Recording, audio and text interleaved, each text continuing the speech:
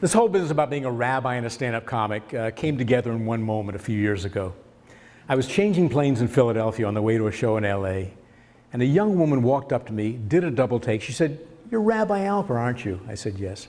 She said, "You probably don't remember me," and I didn't. She said, "But I was a kid in your congregation here in Philadelphia during the early 80s. I used to watch the way you would teach and lead services and counsel and preach, and so I decided to become a rabbi anyway."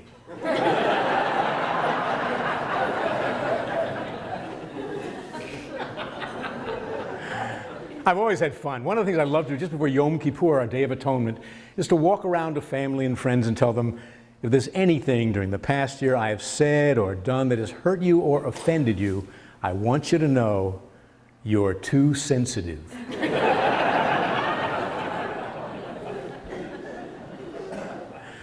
So a bit about myself. I just turned 72. 72. Yeah, thank you. Yeah, it's not that bad. I mean, Harrison Ford is one of my heroes. He's 74. He's making another movie. It's going to be called Indiana Jones and the Reverse Mortgage.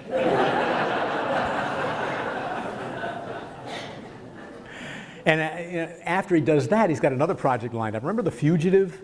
Not the TV, the movie, The Fugitive, right? They're going to do another episode. In this one, Dr. Richard Kimball flees assisted living.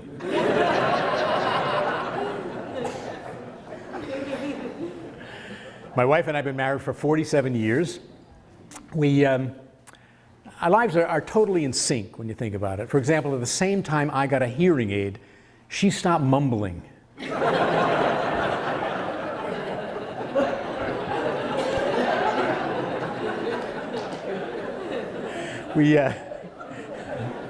We met when I was home from college after my sophomore year. I was hanging out with a friend whose younger sister was hosting a slumber party for 6 girls with whom she just graduated high school. We, of course, crashed the party.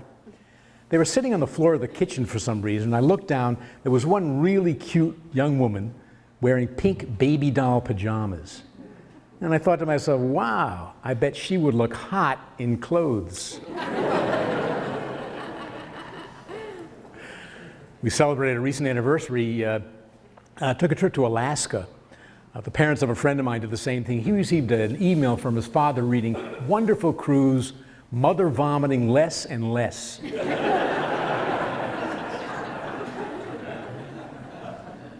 I was on the phone, I was, getting a credit card or something, and asked a series of questions, one of which was marital status. I said, "Happy." He said, "So you're single?" Sherry's a psychotherapist. She's compassionate, she's brilliant, she's very, very proud of her. She told me she was working with a couple around the issue of communication in their marriage. At a certain point, she said to the wife, "Well, let me ask you, for example, how do you express when you want to make love?" The woman said, "Well, I say, 'Sweetheart, I'm going upstairs now and I'm going to take a long, hot shower.'"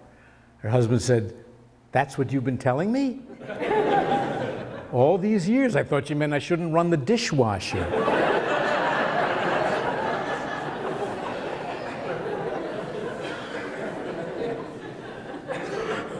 We're of the age where we have colonoscopies. Nothing to be embarrassed about that.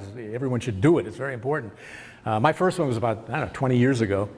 And I was in the room where they were doing it, lying on the gurney. And what I really didn't want to have happen, happened. The door opened. A nurse walked in. She looked at me. She said, "Bob?" "Hi, I'm one of Sherry's patients." Oh, no. Sherry had a colonoscopy recently. I was in the hospital waiting room late afternoon. There was one other man there. He was watching TV that was kind of blaring. I was off there by myself trying to read. A nurse walked in. She said, "Mr. Albert?" I said, "Well, it's Alper." "Well, your wife is all set. Let me take you to your room." When we got to the room, she said, "Would you like me to see if she's ready?" I said, "No, thank you. We've been married for 47 years. So I walked into the room, and there was Mrs. Albert.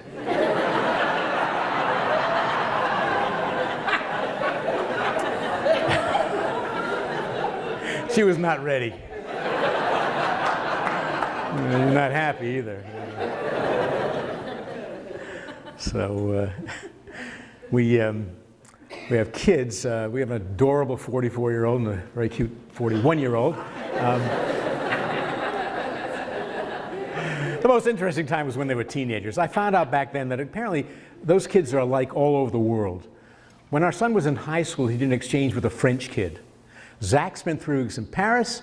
Xavier spent 3 weeks with us. On his last day, he took all his remaining money, about $250, and bought a black leather jacket with brass buckles and brass belts all over the thing, showed it to me with a huge grin and said, my parents will eat this jacket. And I find in our family what we do, we follow Jewish tradition. For example, when I was a kid, I used to borrow ties from my father. Then our son borrowed earrings from his mother, generation to generation. We got some good news about our son years ago. We found out we were able to arrange a student loan for him. We loaned him to a family in Iowa.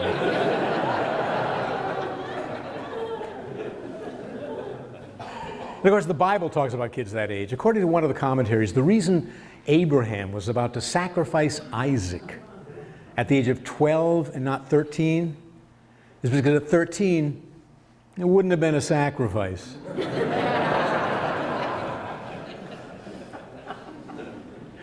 Our daughter went to Bard College, which is a very fine liberal arts school in New York State. During her last couple of years, she had a boyfriend that we really liked. He was a nice kid, gentle, funny, kind. My wife and I always used to refer to him as her Christian suitor. And the reason we called him her Christian suitor is because his name was Christian Suitor. You can't write that joke. We have little kids in our family. My niece has a 4-year-old. We're at a restaurant. He had to go to the bathroom, so I took him. He went into the stall. I was out there by the sink waiting. And apparently they had one of these electric toilets with the blinking red light.